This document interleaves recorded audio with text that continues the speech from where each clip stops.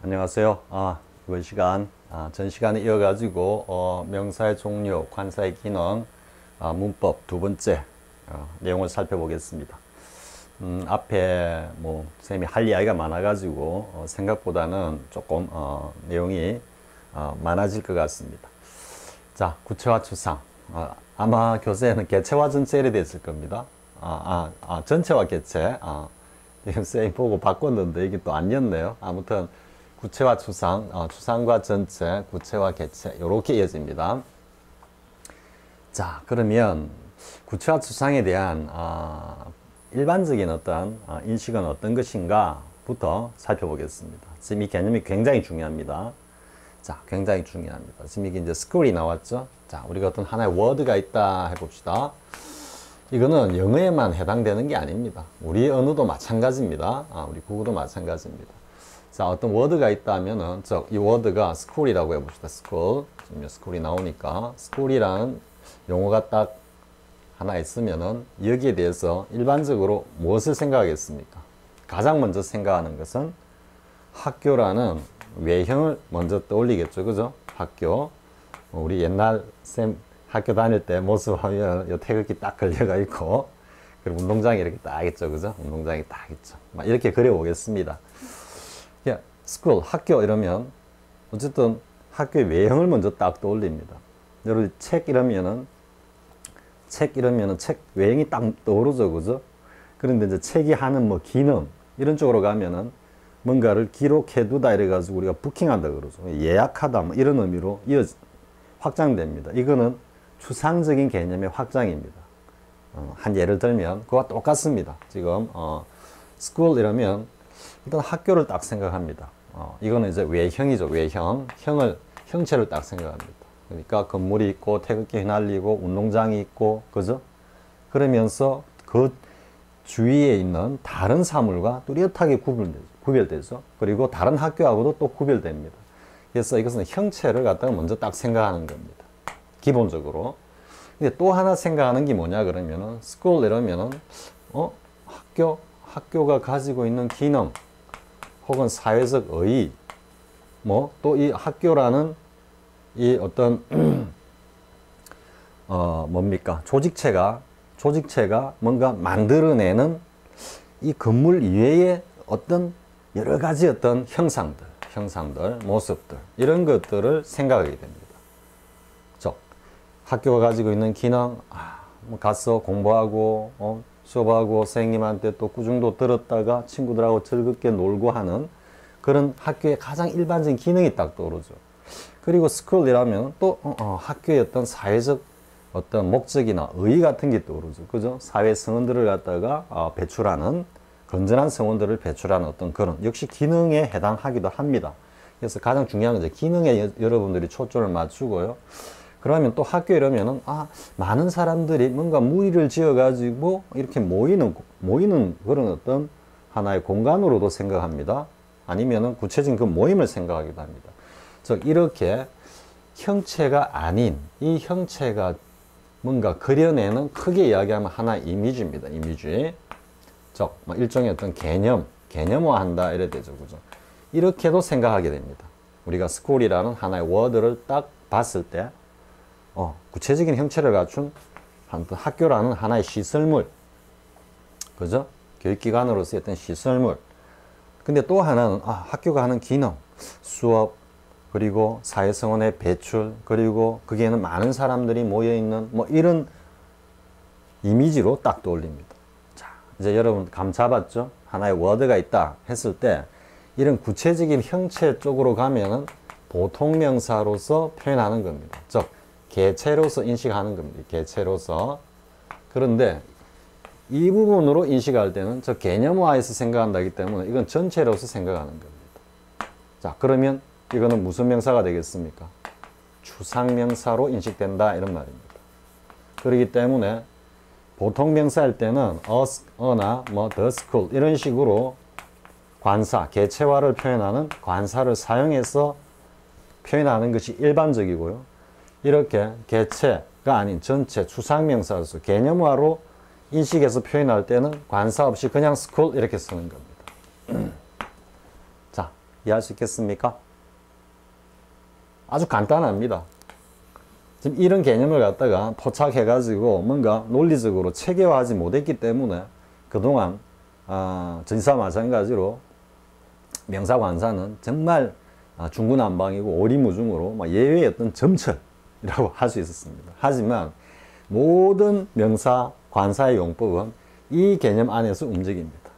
그럼 이렇게 전체로 생각하는 이 개념에서 이거는 다시 물질명사에 그대로 원용될 수 있습니다. 전체로서 생각한다 라는 것. 이해할 수 있겠죠? 물론 물질명사가 다시 추상명사적으로 사용되는 경우도 있습니다. 전체로서 어떤 성질을 가지지만은요.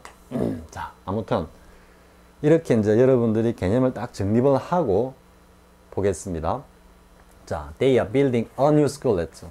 자, 여기서 의미적으로 봤을 때 이때 school은 분명히 외형을 갖춘 구체적인 시설물입니다. 그렇기 때문에 당연히 관사를 붙이는 거고요.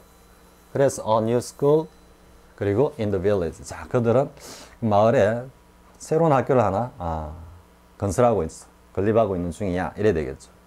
그래서 이거는 보통 명사입니다. 그렇기 때문에 이렇게 다른 사물과 구별되어서 존재하고 인식되기 때문에 당연히 여러 개로 우리가 인식하고 셀 수가 있겠죠. 그래서 당연히 보통 명사는 이렇게 복수형으로 자연스럽게 쓰여지는 겁니다. 쓰면 된다 안 된다가 아니고 써야 하기 때문에 쓰고 쓸 필요가 없기 때문에 안 쓰는 겁니다. 이해할 수 있겠죠? 자, in danger of clouding. 많은 학교들이 지금 폐교의 위험에 처해 있다 이 말이죠. 그죠? 여기 danger도 뒤에 of 이하가 나왔는데 여러분들 흔히 of 이하가 나오면 앞에 이 말을 제약하는 거기 때문에 이건 더를 써야 한다 이라는데 지금 안 쓰고 있습니다. 쓰면은 이상합니다. 네, 이거는 사실 좀 어렵습니다. 지금 강의에서는 이것까지는 다루지 않을 겁니다. 않는데 영어로도 자유 일권에서 명사 파트에서 아마 이야기하고 있을 겁니다. 아니면은 2권에서 동사 파트에서도 이와 비슷한 이와 같은 어떤 맥락 개념에 대해서 이야기하고 있습니다. peripheral이라고 하는 verbs라고 하는데 뭐 주변 동사 뭐 이렇게 표현이 되는 건데 그 원 개념적 용어로는 그에 관해서는 사실 학자들 사이에서만 뭐 이렇게 언급을 하는 건데 근데 이제 쌤이 구체화 추상을 동사에다가 역시 적용시키면서 집필을 했기 때문에 이 내용도 들어 있습니다. 아무튼 그러니까 그냥 단순하게 제한이 오면은 뭐 정관사들을 쓴다 이거 절대 아닙니다. 그거는 다 나중에 다 이유가 있습니다. 있는데 일단은 요 내용까지만 하겠습니다. 여기서 다시 이걸 끄집어내면 이거 가지고 1시간 이상 강의해야 됩니다. 그렇기 때문에 자 어쨌든 여기까지는 보통명사죠. 그죠? 보통명사로 사용된 거다. 항상 이 개념이 머릿속에 딱 들어 있어야 됩니다. 쌤이 이게 90년대 중반인가? 하여튼 이런 개념을 갖다가 일단 찾아냈습니다. 정립을 했습니다. 그랬는데 그때 당시 같이 이렇게 강의를 하고 있던 서울대 언어학과 출신의 선생님이 계셨습니다. 그 선생님이 이게 언어학에서 이야기하는 뭔가 의미삼각도다 이렇게 이야기를 하더라고요. 그래서 쌤 몰랐습니다. 사실 쌤은 언어학이 뭔지 인지 언어학이 뭔지 의미론이 뭔지 솔직히 하나도 모릅니다. 그와 관련된 책 한 권도 본 적이 없습니다.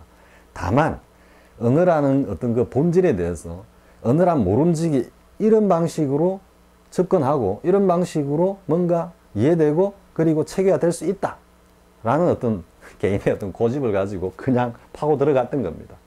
그 외에 뭐 참고 문헌을 가져와 가지고 막 어떻게 했다 이런 거 없습니다. 뭐 한번 이런 건가 하고 한 일주일 정도 고민합니다. 하면서 뭐 당시는 사실 뭐 지금같이 인터넷에 뭐 자료 없었습니다. 그냥 영어 사전 갖다 놓고 어떤 데는 그 뭡니까 시사영어사에서 이렇게 나온 그 아주 값싼 뭐 한영 번역입니까 대역 이래 가지고 나온 책들이 있죠. 그 값이 싸기 때문에 그런 데서 정말로 쌤이 이제 고등학교 시절에 막 공부하던 뭐 성문이라든지 왕도라든지 천이백제라든지 뭐 이런 쪽에 특히 이제 왕도 같으면은 그게 다 출처가 나와 있습니다. 그래서 그런 거 한번 뒤져보고 글이 괜찮다라는 작가의 작품이 있으면은 그 책을 갖다가 구해가지고 그 책을 그냥 쌤이 궁금해하는 그 내용이 나오는 때까지 다 앉아 뒤지는 겁니다. 읽으면서.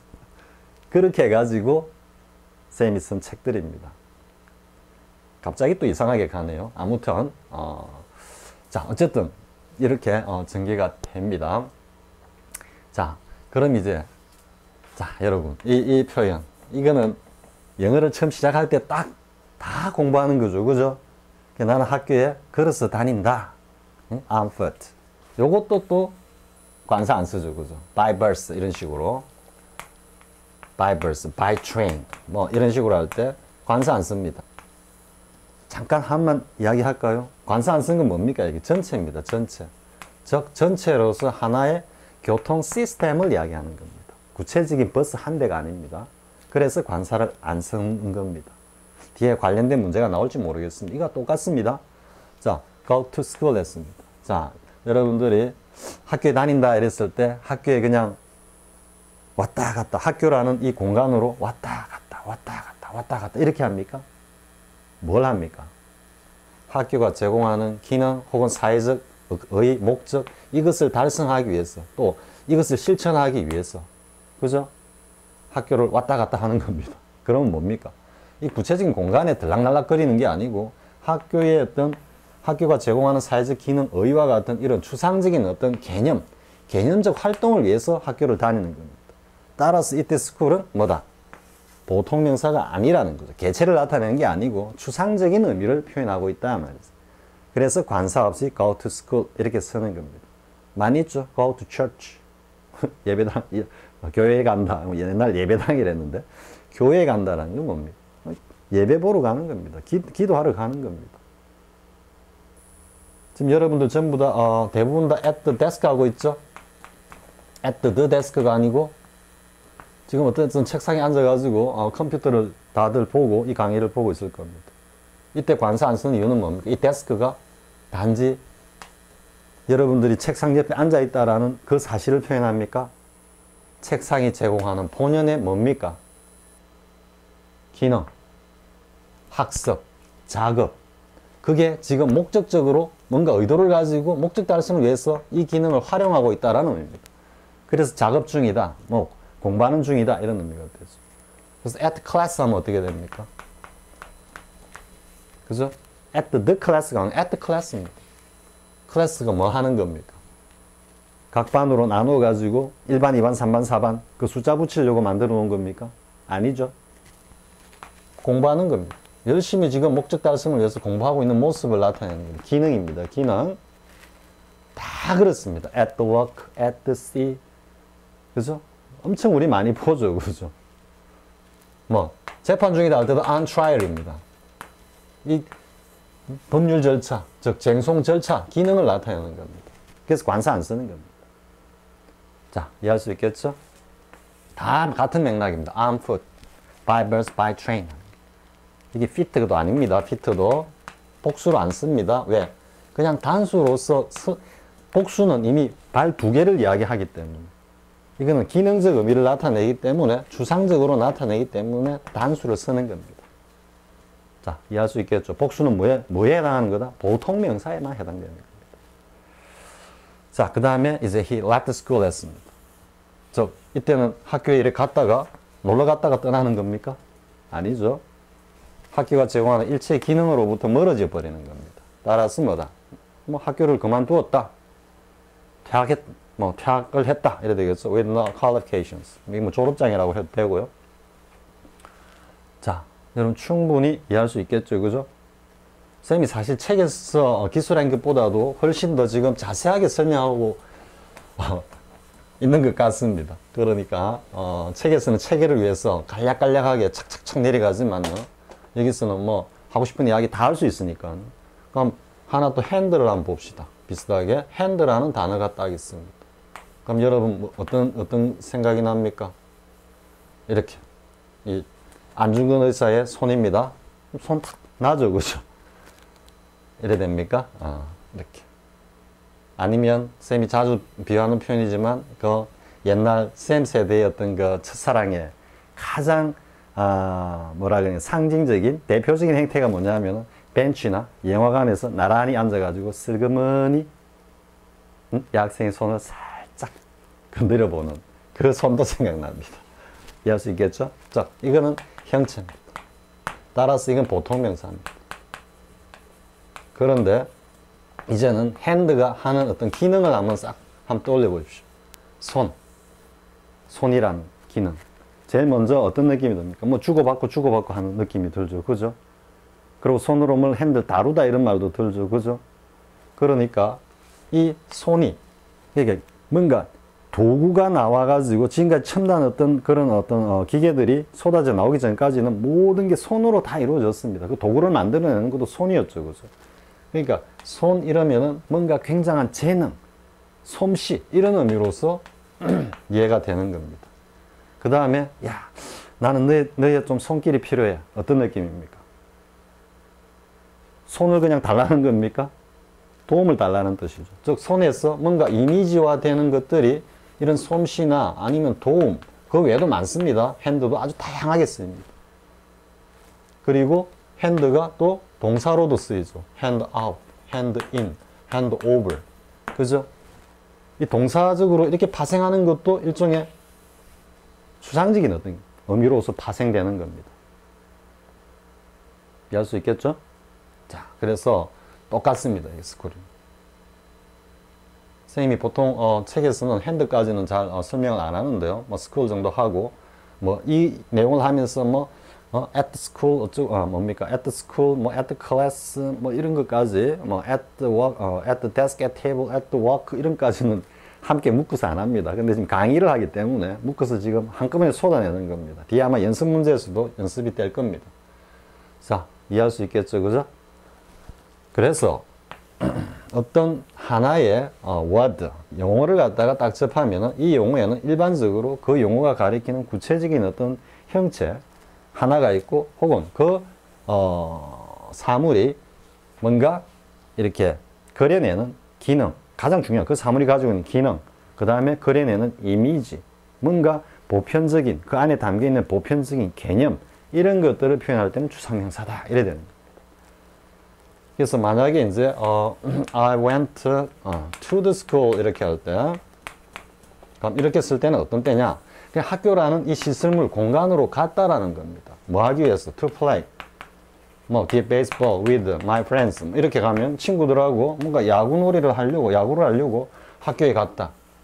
이거는 학교가 제공하는 본연의 어떤 기능이나 사회적 의의하고는 거리가 멀죠. 단지 구체적인 놀이를 위한 뭐다? 구체적인 공간일 뿐이다.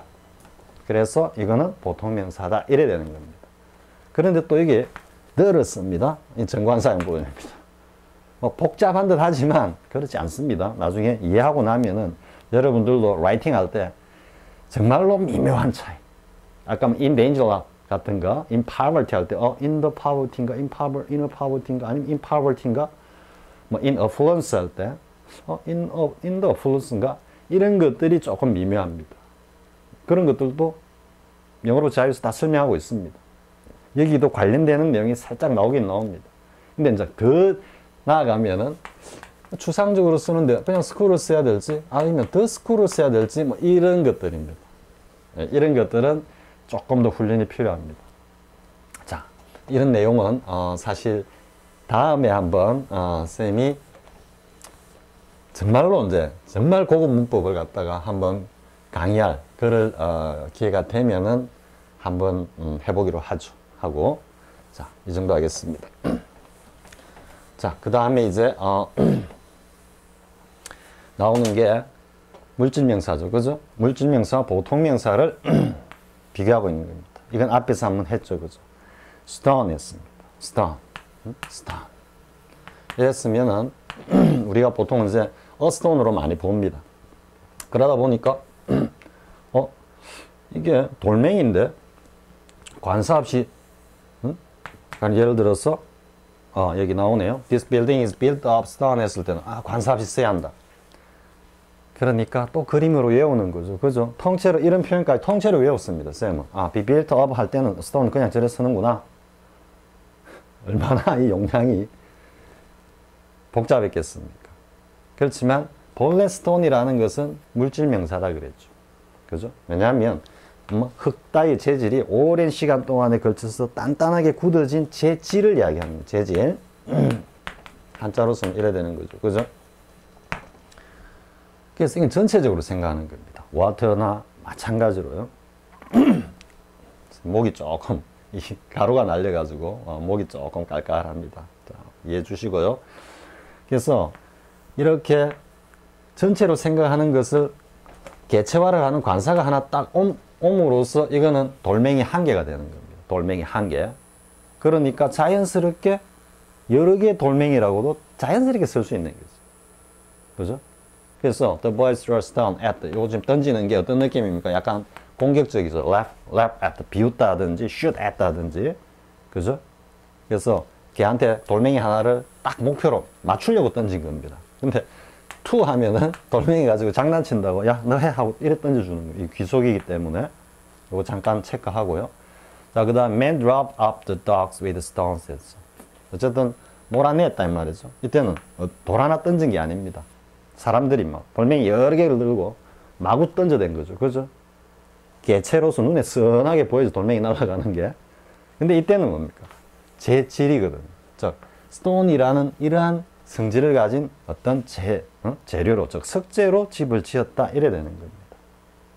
그러면 여기 들어간 이 스톤이, 집 짓는 데 들어가는 스톤이 하나하나 다 구분돼 가지고 인식이 됩니까? 겉에다가 뭐 이래 가지고 이렇게 줄을 치 가지고 이렇게 해놨지만 이걸 하나라고 외형 디자인은 이렇게 인테리어가 아니죠. 이게 익스테리어게도, 그렇죠? 외장의 어떤 디자인을 이렇게 해놨다고 이걸 하나 이렇게 인식이 됩니까? 아니죠. 그죠? 전체로 이 집은 그냥 돌로, 석재로 그냥 이렇게 쭉 지어진 집이다. 석재 할 때 전체로 생각하는 겁니다. wood, 목재 생각하듯이요. 마찬가지. air, water, oil 뭐 이런 것들 다 마찬가지입니다.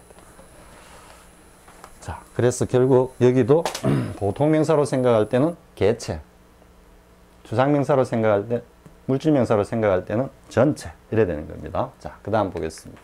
자, 이제 이러한 개념을 바탕으로 명사의 소위 전용이라는 정말 과거에 정말 뚫고 나갈 수 없는 두터운 벽, 영문법에 있어서 인 명사의 전용입니다.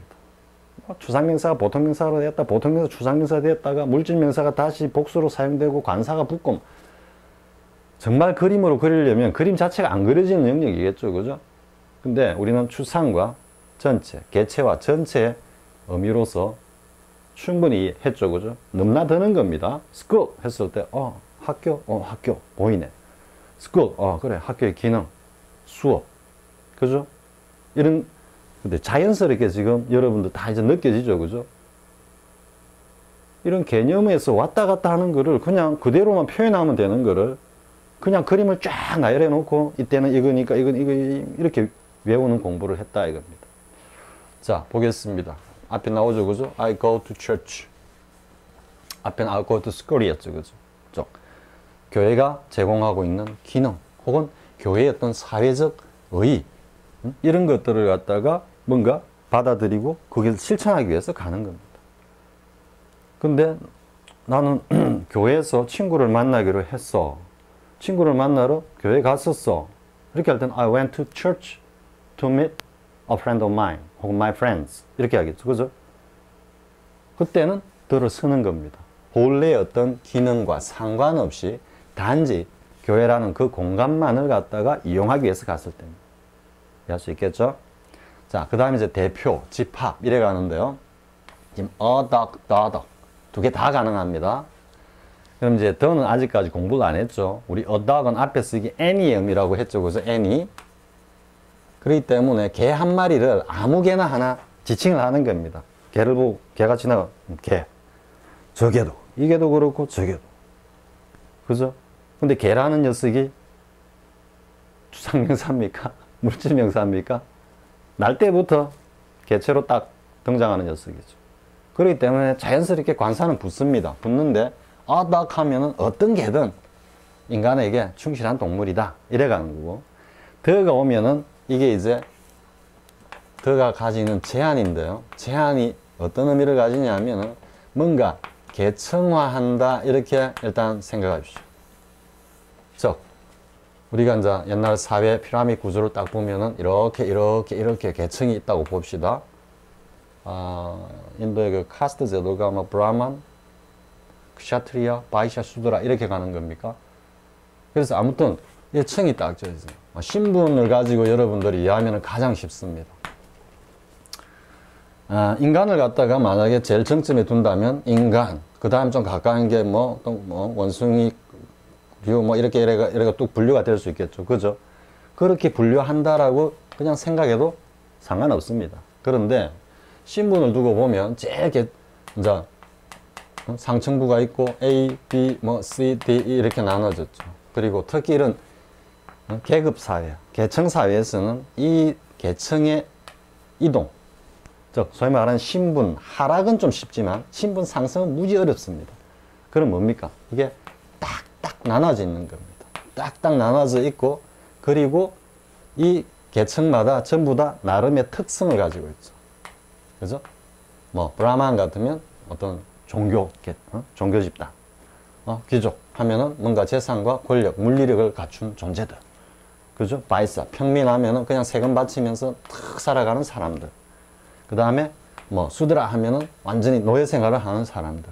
여 밑에 있는 완전히 버려진 사람들. 어떤 사람인지 모르겠지만, 그죠? 그러니까 특성도 탁 나타나는 겁니다. 이러한 특성을 나눈다든지 계층적인 어떤 의미를 갖다가 딱 나누는 것은 딱 제한을 하죠. 너희들은 요 밑에 있는 요 녀석들은 절대 이렇게 올라올 수 없어. 딱 문을 닫고 딱 제한을 하는 겁니다. 강한 제한성을 가진 더가 계층을 나타낼 때 사용되는 이유가 바로 이러한 성질 때문입니다. 그럼 the dog이라고 했을 때는 앞에 a dog은 그냥 어떤 개든 좀 이런 뉘앙스지만 the dog 했을 때는 이것은 동물학에서 뭔가 분류하는 종, 속 이런 개념으로 가는 겁니다. 이게.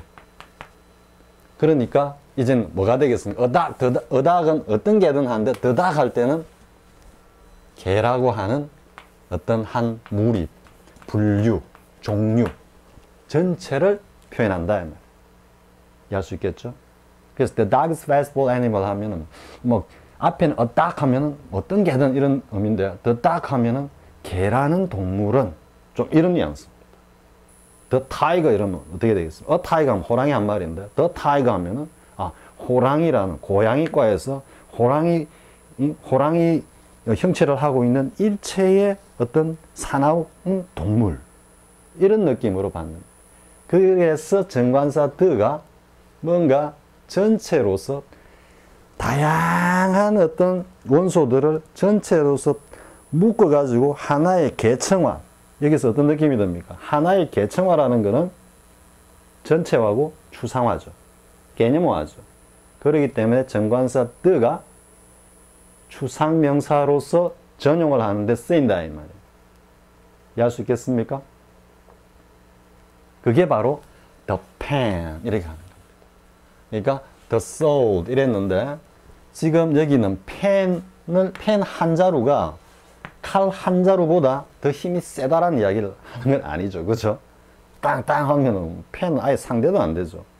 그러면 여기에서 드러내는 건 뭐냐면은 이 펜도 사실상 거의 추상명사에 가깝습니다. 의미적으로는. 물론 정관사 더가 옴으로써 이 the pen이라고 하는 이 용어가 그려주는 우리 앞에서 소위 말한 의미 삼각도에서 우리가 봤듯이 펜이 딱 그려내는 구체적인 펜 한 자루가 아닌 펜이 그려내는 인간사에서 가장 대표적인 상징이 뭐겠습니까? 쓰는 거죠. 글을 쓰는 거죠. 그죠? 그러니까 이때는 뭔가 글을 쓰는 건데 그거를 총칭해서 뭔가 하나의 개념, 이미지화 하는 겁니다. 그래서 the pen 하면 뭔가 펜이 우리에게 던져주는 어떤 개념이야. 추상적인 어떤 그런 인식이야. 여기는 칼이거든. 칼이 딱 무력, 칼성, 그죠? 군부, 이런 느낌이 들죠. 그죠? military. 왜냐하면 이 용어가 나오기 전에는 총 가지고 대포 가지고 막 쏘고 하는 그 시절이 아니었을 수도 있습니다. 한참 전에 나왔을 수도 있으니까. 그러니까 이게도 칼이 뭔가 우리에게 그려내는 어떤 전체적인 이미지 이래야 되거든. 단지 그것뿐입니다. 지금 the pen, the sword는. 그 여러분들이 한번 생각해 보십시오. the pen, 뭔가 문필의 힘이 아닙니다. 뭔가 글을 쓴다는 행위입니다. 칼, the sword, 칼 가지고 막 싸우는 어떤 무력, 이 정도 느낌이죠, 그죠? 근데 이게 왜 힘으로 가냐면 이 수로 때문에, mighty 때문에, 왜? mighty를 기준으로 두 개를 비교하고 있기 때문에 칼의 힘이고 저거는 펜의 힘, 문필의 힘이고 이거는 무력이다 이래 되는 겁니다. 그래서 펜의 힘은 칼의 힘보다 더 강하다. 즉 문필의 힘이 무력의 어떤 힘보다도 더 강하다. 이건 소위 말해서 뭘 갖다가 깔고 있습니까? 어떤 메시지를 던져줍니까? 언론의 사회적 기능. 그게 제대로 돌아가면 권력자들이 제 아무리 뛰고 뒹굴고 날 때도 안 된다 이런 얘기. 언론의 사회적 소명, 기능, 책임. 그죠? 근데 지금은 the pen is never mightier than the sword. 그죠? 지금 펜은 그냥 단지 먹고 살기 위한 홈이 곡괭이와 다름없는 하나의 아주 연약한 도구에 지나지 않는 그런 상황이 거의 되어버렸습니다. 이거는 우리만 해당하는 게 아닙니다. 전 세계 언론이 마찬가지입니다. 미국 언론 수의 자유 웃기지 말아십시오. 절대 아닙니다. 다 통속입니다. 한 통속. 쌤이 또 흥분하려고 그러는데 여기까지 하겠습니다. 쌤이 전공이 언론이니까 저널리즘 쪽이니까 이런 내용이 나오면은 조금 이렇게 끓는 세이징 하는 게 있죠, 그죠? 들끓여 뚜껑이 열린다 그랬죠? 세이징 하는 그런 좀 측면이 있습니다. 자, 이제 충분히 이해할 수 있겠죠? 왜 정관사 더가 저런 추상적인 의미를 갖다가 표현하는지. 계층화. 그러니까 우리가 어떤 계층을 생각할 때, 전체 계층. 우리가 귀족층, 중세, 농노층. 그죠?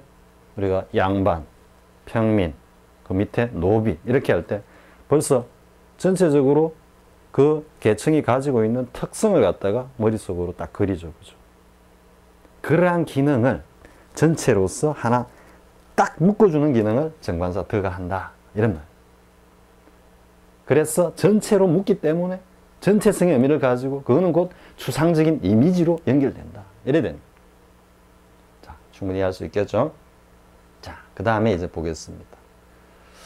그 다음은 이제 추상명사가 보통명사로 사용되는 경우죠. 자, 비어리가 왔죠? 자, she showed me her car 했습니다. 그녀의 자동차를 나에게 좀 자랑했다. show. off 하면은 더 이제 그렇습니다. 보여주는데 off가 발산이라고 그랬죠. show off 하면은 그냥 보여주는 게 아니고 확 내 보이는 자랑하다, 뽐내다 이런 느낌입니다. 그래서 그녀는 나에게 자동차를 보여주는데 그 자동차는 이 개체죠, 그죠? 개체로 받아야죠. 그냥 뷰티 하면은 아름다움입니다. 우리 앞에서도 했죠, 그죠? 메시의 드리블도 아름답고, 손흥민 선수가 작년에 시즌에 그 이었던 골들은 상대방 수비, 골키퍼까지 보통 기본적으로 두세 명은 그냥 바닥에 침대에 딱 깔아버리고 였는 그 골도 아름다움이었죠. 그죠? 그래서 그냥 추상적으로 모든 아름다움을 생각할 때는 그냥 뭔가 ugliness, 추하다라는 것과 반대되는 어떤 그런 전체적인 이미지로 생각합니다. 그런데 그러한 전체적인 이미지나 특성이 어느 개체에다가 특화되는 경우입니다. 그때는 보통명사가 되는 거죠. 그러면 beauty라고 했을 때 우린 보통 옛날 많이 했죠. 근데 이 문장 굉장히 중요합니다. She must have been a beauty. beauty 그리고 in a day 이래 돼 있죠. 그래서 in a day. 이 전성기 시절에 한창일 때는 그녀는 미인이었음에 틀림이 없었다. 이게 왜 미인이 되겠습니까? 앞에 나와 있는 사람인 여성을 갖다가 받는 보기 때문에 이건 당연히 사람이 돼야 되는 겁니다. 그럼 쌤이 옛날에 이제 공부할 때 이 한 문장 정도밖에 없었습니다. 예문이 고등학교 때. 그러면 어뷰티가 나오면 이건 무조건 미인을 이야기하는구나 했다가 다른 걸 보면은 이런 식으로 나옵니다. 아무도 설명을 해주지 않으니까 헷갈리는 거죠. 그럼 이거 틀린 건가? 그럼 이건 도대체 뭐지? 그죠? 쌤 세대 때, 쌤 정도로 영어를 공부를 한 사람들은 전부 다 이런 고민을 다 했습니다. 요즘 세대 여러분들은 정말 편안하게 공부하는 겁니다. 너무 편한 나머지 이제는 편하게 공부하는 걸 넘어서 어떻게 즐겁고 재미있게 하겠다라는 그 푸닥거리 도사들의 사이비 도사들의 어떤 그 감언이슬에 쏘가가지고 전부 다 지금 재밌게 지금 저 구름텅이로 지금 다 들어가고 있죠. 그죠? 그만큼 여러분들이 과거에 비해서는 정말로 편하게 효율적으로 영어 공부를 하고 있다라는 생각을 하면서 감사히 뭐 머리 좀 아프다, 못하겠어, 그런 양반들은 영어뿐만 아니라 다른 거 다 그냥 안 해도 됩니다. 생각하면서 해라 그랬죠. 그죠? 조금만 생각하면 이 정도 논리는 사실 중학생 정도, 아니 초등학생 좀 똘똘한 녀석한테 이야기해도 다 알아먹습니다. 쌤 또 이야기하는데, 쌤이 과거에 울산에 뭐 이렇게 일이 있어가지고 울산에서 이제 부산 울산 출퇴근 왔다 갔다 할 때죠. 왔다 갔다 할 때인데 그때는 강의를 당분간 놓고 있었습니다. 놓고 있었는데 쌤 지인의 어떤 이렇게 해가지고 초등학교 6학년 여학생을 갖다가 좀 가르쳐 달라 했습니다. 쌤 보고. 쌤이 아니 초등학생을 내가 가르치기 뭐가 있어, 솔직히 그래 생각했습니다. 쌤 중학생들도 안 가르쳤거든요, 거의. 그래 하도 이제 부탁을 하길래 아주 똘똘하고 잘한다고 그러더라고요. 이름도 쌤 아직 기억하고 있습니다. 기억하고 있는데 말할 수는 없고. 그랬는데 그때 어머니가 해달라는 게 뭐였느냐 하면 종합영어였습니다. 성문종합영어. 물론 이제 그때는 쌤이 이런 어떤 로직이나 이런 것들이 딱 정립이 돼 있었을 때이기 때문에 이런 식으로 강의했습니다. 문법 강의하고 이제 독해 들어갑니다. 독해 6학짜리가 거의 다 했습니다. 이거 이렇게 설명해 주면 곧바로 받아들이고 다시 한번 네가 설명해봐 하면 거의 똑같이 설명했습니다. 물론 뛰어났습니다. 다른 보통 어떤 학습자들보다는. 그렇다고 이게 그렇게 이런 건 아니죠. 물론 고등학교 2학년 마치고 월반해가지고 미국, 내가 알기로는 콜롬비아 대학인가 뭐 그걸로 갔습니다. 아무튼 갔는데 다시 또 쌤이 약간 또 엉뚱소리를 하는 것 같은데요. 자, 아무튼 지금 여기 나오는 허카를 갖다가 이렇게 받고 있는 겁니다. 사람이 아니라도 얼마든지 쓸 수 있다. 그 다음에 이제 your roses, 장미, 복수죠, 그죠? 그러니까 beauties 이렇게 그냥 쓰는 겁니다. This year, 야, 내 집 장미가 올해는 정말 아름답게 피었네, 이런 이야기입니다. 장미를 이야기하고 복수로도 쓰는 겁니다. 자, 그런데 이제 her beauty라고 소유격으로 이렇게 따겠습니다. 이때 beauty는 전체적으로 생각하는 겁니까? 그녀만이 가지고 있는 독특한 아름다움이죠. 개체입니다. 개체. 이해할 수 있겠죠? 소유격이 딱 오면 다 개체입니다. conscience, 양심, 불량, 양심 불량과 반대되는, 근데 my conscience, 나만이 가지고 있는 양심이고, 이 양심의 어떤 강도나 그 성질이나 종류는 다른 사람의 양심하고 다를 수 있습니다. 개체입니다. 개체. 구별되는 거죠. 이 구별된다라는 건 뒤로 또 넘어갑니다. 연결돼 갑니다. 자, her beauty causes envy. 뭔가 부러움과 질투심을 갖다가 유발한다. 이래 됐죠. 특화했다. 이랬죠. 그죠.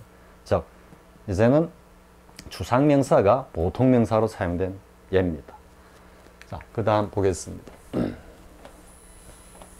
그 다음에 이제 물질명사입니다. 물질명사도 역시 앞에서 봤듯이 어떻게 됐습니까? 전체로 생각한다 그랬죠? 전체로 water, 그렇지, 물, 아래로 흐르는 어떤 성질을 가진 그런 어떤 사물 그랬는데, 지금 in this way에 딱 오는 바람에 이 물은 전체로서의 물이 아니고 이 우물 안 속에 갇혀 있는 이 물일 뿐이죠.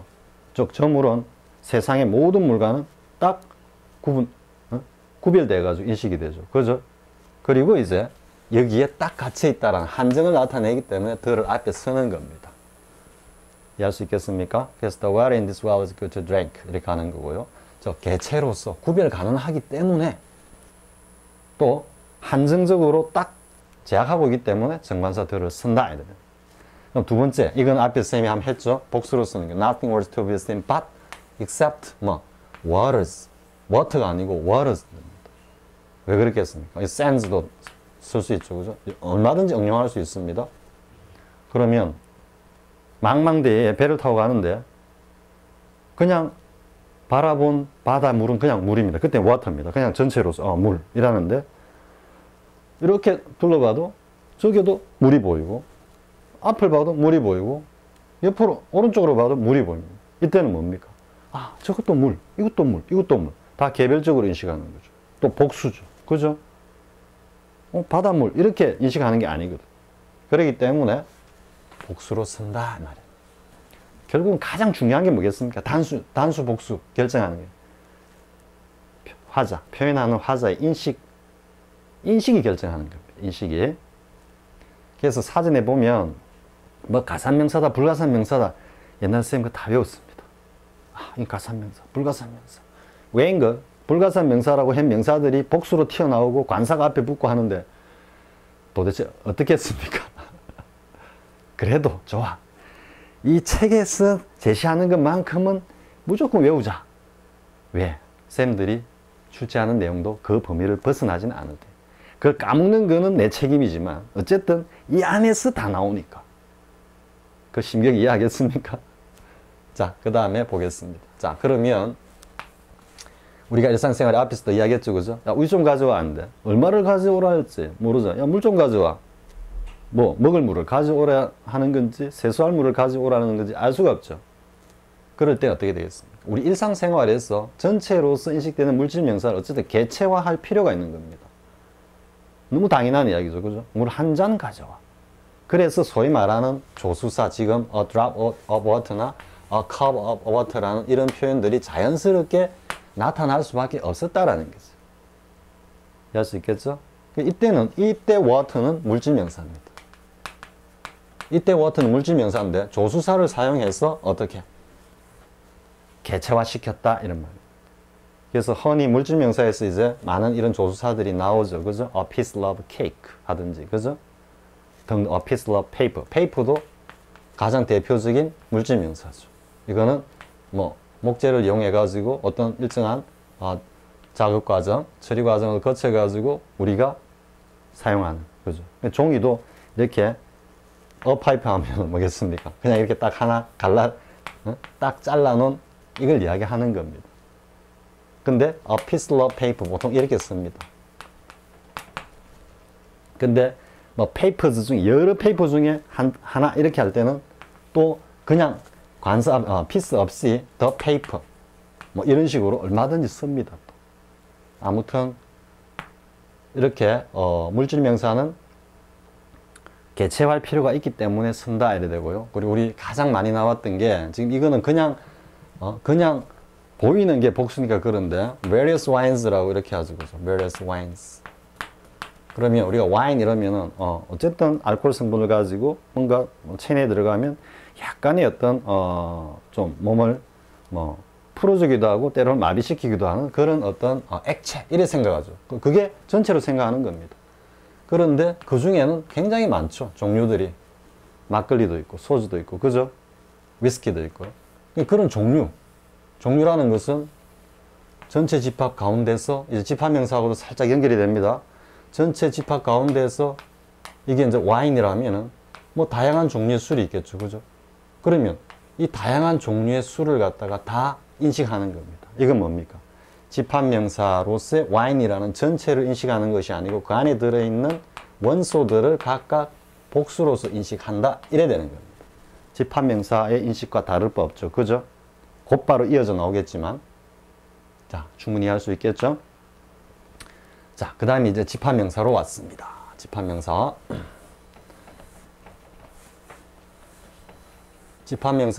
집합은 다수의 개체를 갖다가 원소로 가지는 한 단위체다. 이렇게 정의할 수 있겠죠. 그죠? 그래서 패밀리 하면은 어쨌든 이 패밀리가 있으면 물론 요즘은 독신 가구도 있죠. 그죠? 있긴 하지만 일단 패밀리 하면은 뭐 A, B, C, D 그죠? 이렇게 아버지, 어머니, 뭐 형제, 자매 이렇게 원소들이 있죠. 그랬을 때 지금 첫 번째 문장을 보면 my family is라 했죠. 그리고 a large one인데요. family입니다. family를 받는 겁니다. 그래서 우리 가족은 대가족이다 이랬는데 왜 단수로 썼느냐? 안에 들어있는 성원에 대해서는 일체 언급이 없죠. 우리 가족은 하고 하나의 집합으로서 단위로서 한 단위로서 이야기하는 겁니다. 즉 set A is입니다. The elements of set A are가 아니고요. 근데 이제 밑으로 내려오면은 두 번째는 복수로 썼죠. 이때 my family are all 모두 다 역시 부사 early rises 일찍 일어나는 사람이다. 그죠? 모두 다 일찍 일어난다 이렇게 얘기하겠죠. 그러니까 여기서는 all도 왔어 의미가 보다 분명해지긴 했지만은요. 이때는 우리 가족 이 전체가 몽땅 원소 가족들 성원 다 무시하고 우리 가족 전체가 아침이 되면 전부 다 이런 의미가 아니죠. 아버지도 일찍 일어나시고 어머니 일찍 일어나 나도 일찍 일어나고 동생도 일찍 일어나고 각각의 원소 즉 집합의 원소들의 주체성 활동성을 갖다가 인식한다 이래야 되는 겁니다. 즉 개별체들이 다 활동 주체다 이렇게 인식하기 때문에 복수로 사용하는 겁니다. 이해할 수 있겠죠? 즉 집합의 원소를 초점을 맞췄다. 그럼 이제 이게 families는 family의 복수죠, 그죠? 이때는 이 family는 단수입니다. 단수 한 가족. 즉 외형적으로 드러난 이런 패밀리들이 여러 가구가 있다 이렇게 이야기를 하는 거죠. 그래서 위에 패밀리는 복수로 취급한다 해가지고 이 의미하고 헷갈리서는 안 되는 겁니다. 지금 한 지붕 세 가족이죠. 쌤 어릴 때인가? 하여튼 굉장히 재미있었던 가족 드라마입니다. 그래서 이 집에는 세 가구가 살고 있다 이래 되죠. 그래서 복수로 쓰는 겁니다. Three families. 자, 뭐 별거 아니죠, 그죠? 이런 기본 인식을 가지고 이제 여러분들이 뭐 이와 관련된 어떤 다른 책에서 문제를 풀든지 아니면 리딩을 하다가 이런 표현이 나오면 나올 때마다 하나씩 점검해 보면 됩니다. 그게 공부입니다. 쌤도 그런 과정을 거치면서 이렇게 된 거고요. 그러면 이러한 어떤 인식이 제대로 딱 갖춰져 있다. 로직이. 처음 보는 어떤 표현에서도 당연히 이거는 복수로 썼네. 당연히 관사를 붙여야 되고 이건 관사를 썼네. 다 알 수 있습니다. 다만 이러한 로직이 바탕이 안 된 상태에서 보니까 쌤 고등학교 시절 같이 그렇게 혼란스러울 수밖에 없는 겁니다. 명사관사 문법이. 자, 그 다음 보겠습니다. 미스터 킴 했죠? 앞에서도 했죠, 그죠? 우리 메스도 했고 호날두 이야기도 했죠. 전체로 생각하는 겁니다. Mr. Kim came to see you 이렇게 했습니다. Mr. Kim이 너를 보러 왔어 이래 됩니다. 근데 이때 하고 밑에 Mr. Kim하고 부정관사의 뉘앙스도 잘 보여주는 예문입니다. 뭐 이런 옛날 구닥다리 예문을 가지고 뭐 강의를 하니 하시는 분들이 있는데 아닙니다. 가능하면은 명료하게. 그래서 사실 이러한 예문들이 발췌할 그 당시에는 굉장히 힘들었을 겁니다, 사실. 쌤도 지금 이 책에서 많은 어떤 그 연습 문제하고 뭐 이런 것들을 실어놨죠. 쌤이 일일이 다 찾은 겁니다. 일일이 다 찾은 겁니다. 몇 개 빼고는 이건 정말 좋은 거니까 갖다 쓰자 한 거 몇 개 빼고는 전부 다 쌤이 찾아가지고 다음 문제를 만들어 놓은 겁니다. 이런 어떤 고리타분한 듯하게 보이는 이 예문조차도 그 당시에 첫 작업을 할 때는 엄청난 노력이 필요했을 겁니다. 열심히 공부하는 학습자들, 어느 정도 레벨에 올라 있는 학습자들은 절대 그런 이야기를 안 하죠. 그죠? 안 하는데, 아무것도 모르니까, 아무것도 모르는 어떤 수준에서 자꾸 그런 이야기들이 나오는데, 만약 그런 게 나오면 여러분들이 좀 이렇게 좀 진정을 시켜주시기 바랍니다. 자, 어쨌든, 미스터 케임 했습니다.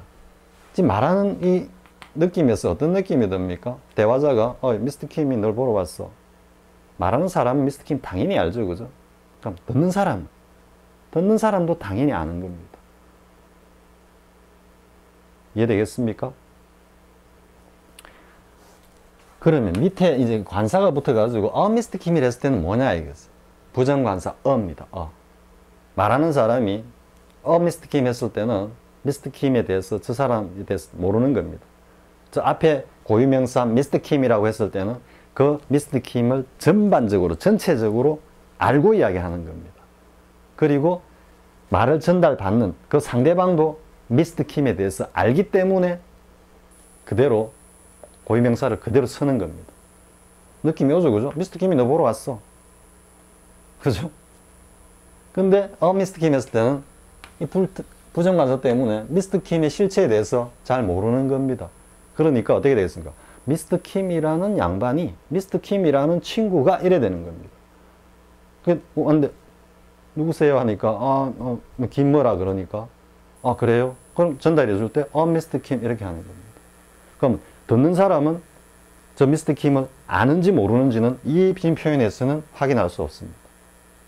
이해할 수 있겠죠? 어쨌든 화자 중심에서 봤을 때 모르는 겁니다. 그런 의미를 나타내면서 이제는 이거는 김치성을 가진 한 사람입니다.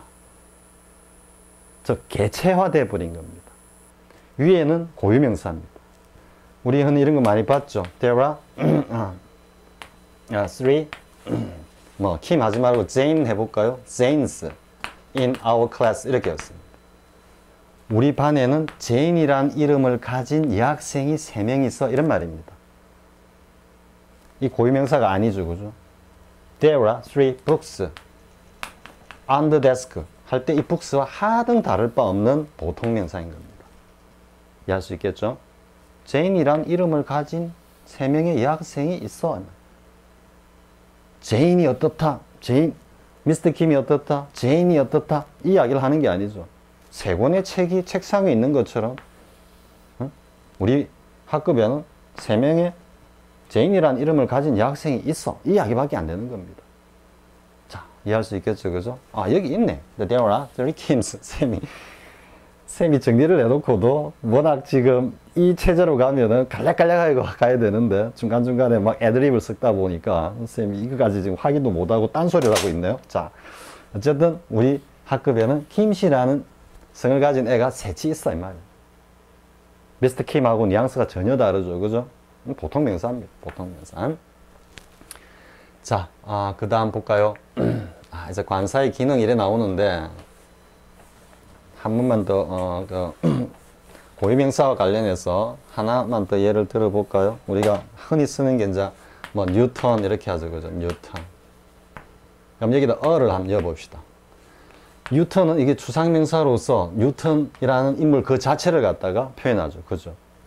그런데 뉴턴 하면은 어쨌든 뉴턴은 아니죠. 뉴턴이라는 이름을 가진 존재일 수도 있고 아니면은 뉴턴이라는 이 과학자의 어떤 특장, 자질 이런 것들이 체화된 하나의 개체를 나타낼 수도 있겠죠. 이때는 어떤 의미가 되겠습니까? 뉴턴과 같은 인물인데 뉴턴과 같은 굉장히 대단한 과학적 소양과 자질, 능력을 가지고 있는 사람 이래 되는 거예요. 그래서 He is a Newton of Korea 이렇게 하면 되겠습니다. 그는 한국에 있어서는 마치 뉴턴과 같은 존재다. 한국의 뉴턴이다. 이렇게 얘기하는 거예요. 이때 He's a Newton of Korea 이렇게 하면 안 되는 겁니다. 만약에 이제 어가 오면은 불특정한 거니까 그냥 한국에서 뉴턴과 같은 그런 대단한 어떤 과학적 능력을 가지고 있는 한 사람이다. 이런 의미인데 여기서 the가 와버리면은 이제는 강력하게 제한하기 때문에 뭔가 유일성을 나타냅니다. 그래서 그는 정말 한국을 대표하는 뉴턴과 같은 과학자야. 좀 이런 뉘앙스입니다. 어가 오면은 이 외에도 있을 수 있다라는 어떤 그런 뉘앙스인데 더가 오면은 완전히 혼자서 뭔가 독점하는 이 유일성을 나타내는 그런 어떤 뉘앙스입니다. 딱 제한하는. 그러니까 Newton of Korea, The Newton of Korea 다 쓸 수 있습니다. 근데 어떤 책에는 이렇게 나오고 어떤 책에는 이렇게 나오니까 이 책을 보내는 이게 틀렸다 그러고 이 책을 보내는 이 책이 틀렸다 그러고 막 이러고 있습니다. 그러니까 기본적인 로직이 안 돼 있으니까 그런 혼란을 겪는 겁니다. 자, 그 다음에 이제 정관사, 이제 관사의 기능으로 갑니다. 자, 관사의 기능. 시간이 좀 너무 됐습니까? 그러면 여기서 일단 끊고요. 관사 파트만 따로 뒤에 한번 보겠습니다. 아마 요 2페이지인데 요 2페이지 가지고도 앞에 명사 파트와 이렇게 연결시켜 가지고 이야기하면은 또 뭐 상당히 좀 많은 내용이 나올 수 있습니다. 시간도 어느 정도 걸릴 것 같습니다. 지금 이어서 하면은 상당히 길어질 것 같아 가지고요. 여기서 끊고 다음 시간에 이어서 연결해서 하기로 하겠습니다. 자, 수고했습니다.